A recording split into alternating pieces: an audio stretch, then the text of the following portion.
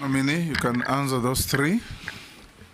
Thank you very, very much. Let me start with Honorable Mbui on the issue of Inua Jamii. I think the challenge we've had with Inua Jamii is that, and I've done my research, is that people have tried to be creative, and it is now improving, but it's an old syndrome, and that's why we have devolution, whereby you are giving 2,000 shillings to an old grandmother, and you want that grandmother to travel from the small village in the middle of nowhere and go for 100 kilometers to the county headquarters to get the money. But this eventually went down further, even to M-Pesa and other systems. And my study is that we are still not being able to get to the ground completely, to the people who are most deserving. And one of the things that I'll do is work closely with the county governments and also with the national government system to go to the village-based system, not only for identifying the people who deserve the Inua Jamii funds, but also to collect data of the ones who exit, but also on the payment module. Why should I spend 300 shillings to travel to get my money or to the nearest M-Pesa place, because some of these old people don't have the M-Pesa monies, and then travel back, with the same money. So I'm going to find a system of getting the money to the people at their doorstep, more or less, in a progressive manner.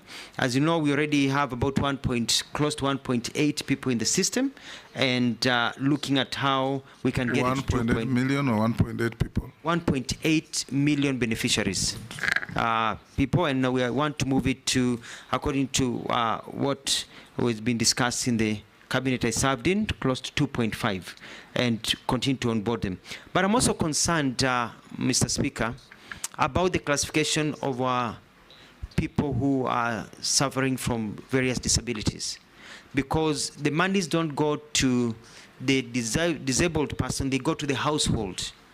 And so you find that many disabled people fall through the cracks. If you've got 1 or 2 members of a family, then that becomes one unit.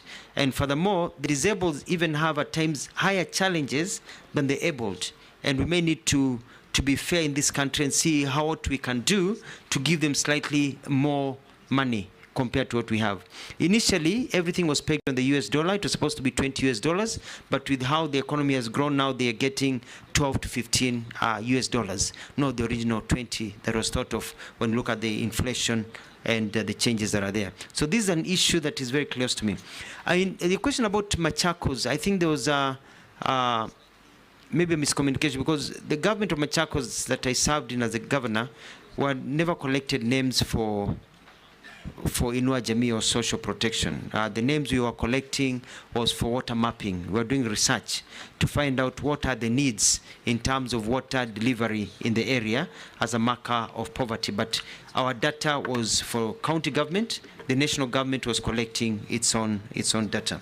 Moving down to the second question by Mheshimiwa Baya about disputes. I agree with you.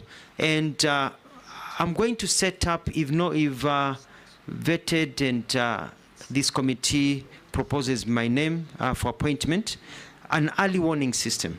And I'm going to look at all the sectors and have people who are confidently can come. I keep an open door policy for those members of parliament that have even come to my office to see me.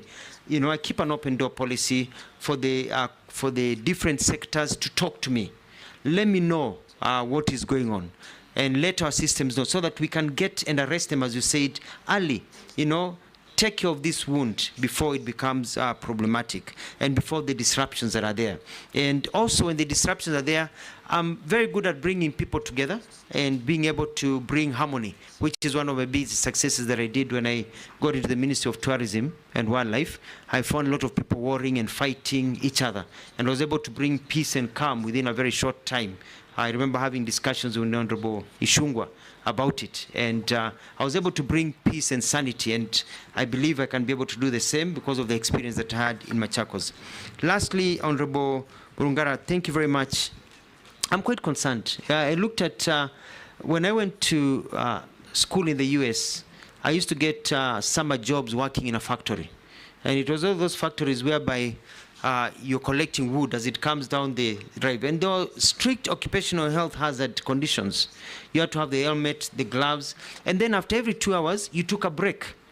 And every 2 hours, you either took a small break of 15 minutes or a half break for lunch, another 15-minute break. So there are breaks throughout the day because watu wetu sio punda kufanyishwa kazi in those very bad conditions.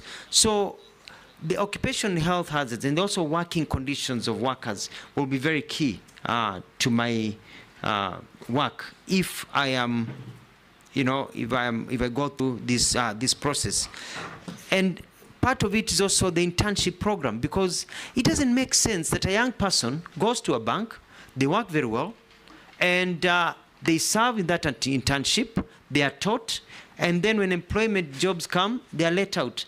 And I'm going to bring a policy to cabinet if I go through this process to ensure that if you are taken in as as an intern in a ministry and you don't have problems and you're okay and you pass a certain mark into internship, because some can be taken and they're not fitting. You pass a certain mark that when positions of employment of entry level are taken, that you start with those ones. And you're going to talk with the Public Service Commission because fair is fair. Fair is fair. Thank you. Dawood, Honorable Dawood, Honorable Emase, and Honorable Amisi, in that order. Thank you, Mr. Speaker. Mr. Speaker, first I want Honorable Mutua. In his opening, he made a few, I think, mistakes, where he says the fence was 1 billion, or was it 1 million? Then he says he brought it down to 850 million, or is it 850K? That's just a comment.